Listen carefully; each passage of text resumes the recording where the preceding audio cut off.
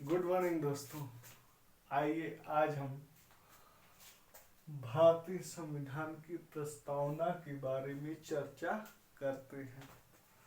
भारतीय संविधान की प्रस्तावना किसने पेश किया था, कब पेश किया था, कब पारित हुआ, ये हम पिछले वीडियो में बता चुके हैं। वैसे फिर बता रहा हूँ, भारतीय संविधान की प्रस्तावना पंडित जवाहरलाल नेहरू जी ने 13 अगस्त 1946 को संविधान सभा के समक्ष प्रस्तुत किया था, जब डॉक्टर राजेंद्र प्रसाद स्थायी सदस्य अध्यक्ष बन गए थे। 13 दिसंबर 1946 को भारतीय संविधान सभा के सामने उद्देश्य प्रस्ताव प्रस्तुत किया था। संविधान सभा ने 22 जनवरी 1947 को संविधान सभा ने 22 जनवरी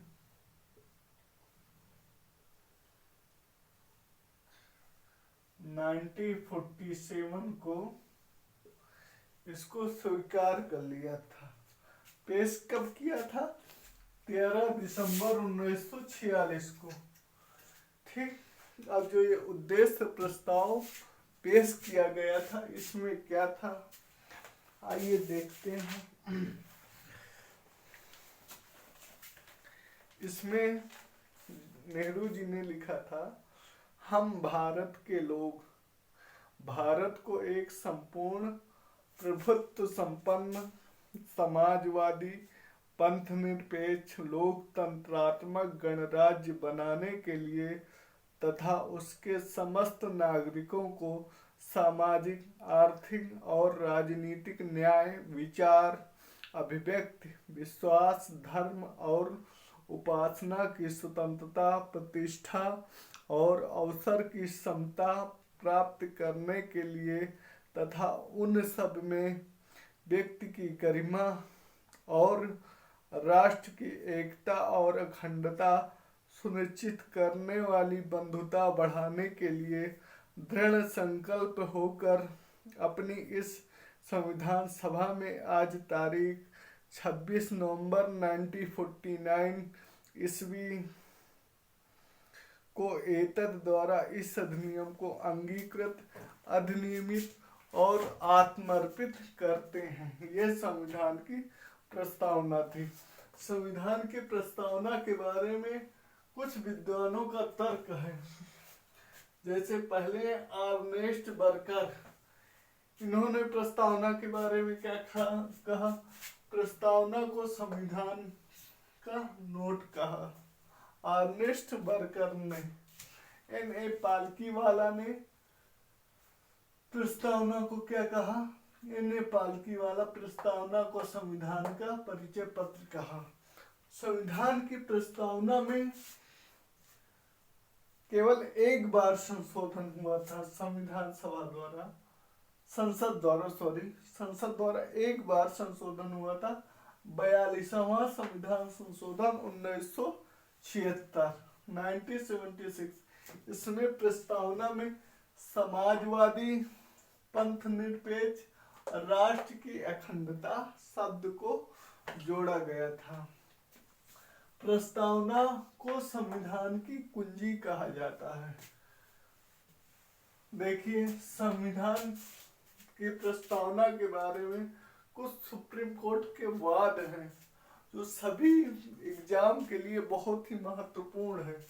किस वाद में क्या कहा गया है, आइए इस बारे में चर्चा करते हैं। ठीक, पहला यूनियन ऑफ इंडिया बनाम मदन गोपाल वाद, ये 1957 में कहा गया। इसमें क्या कहा गया?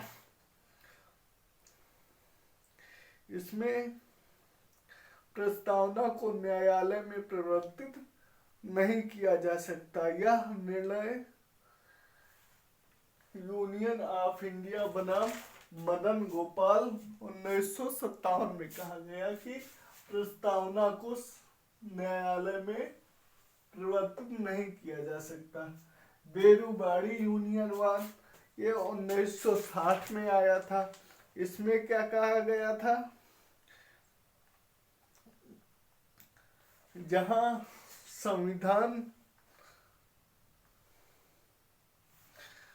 संविधान की भाषा संदिग्ध हो वहां प्रस्तावना इसके निर्वाचन में मदद करती है। जहां संविधान की भाषा संदिग्ध हो वहां प्रस्तावना इसके निर्वाचन में, चुनाव में मदद करती है।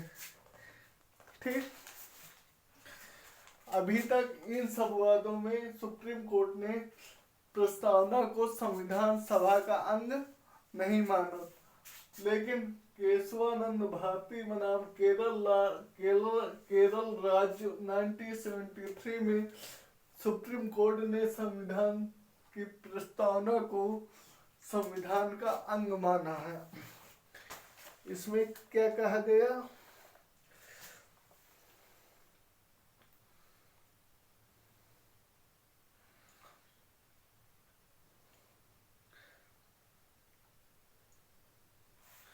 इसमें यही कहा गया, इसमें संविधान का अंग नहीं माना गया था बेरूबाड़ीवाद यूनियनवाद 1960 में, लेकिन केशवानंद भारती बनाम केरल राज्य में प्रस्तावना को संविधान का अंग माना ले और इसमें संसद द्वारा संशोधन किया जा सकता है। केशवानंद भारती बनाम केरल राज्य में जो सुप्रीम कोर्ट ने अपना निर्णय दिया उसमें ये कहा गया कि प्रस्तावना में संसद संशोधन कर सकती है, पर क्या नकारात्मक संशोधन नहीं कर सकती, सकारात्मक संशोधन कर सकती है, जिससे कि हमारा संविधान मजबूत हो। जब ये संशोधन हुआ था 42वां संविधान संशोधन 1976, इसमें सकारात्मक शब्द जोड़े गए, समाजवादी, पंथ निरपेक्ष, यानी कि भारत का संविधान किसी भी धर्म को, सभी धर्म को बराबर वर्चस्व देगा, राष्ट्र की अखंडता, जिससे संविधान की प्रस्तावना में मजबूत किया गया। अब हम कल के वीडियो में भारतीय संविधान सभा, भारतीय संविधान के स्रोत, यानी कि कौन सा आर्टिकल, कौन सभा किस विदेशी स्रोत से लिया गया है, कल उसके बारे में चर्चा करें। तब तक के लिए धन्यवाद।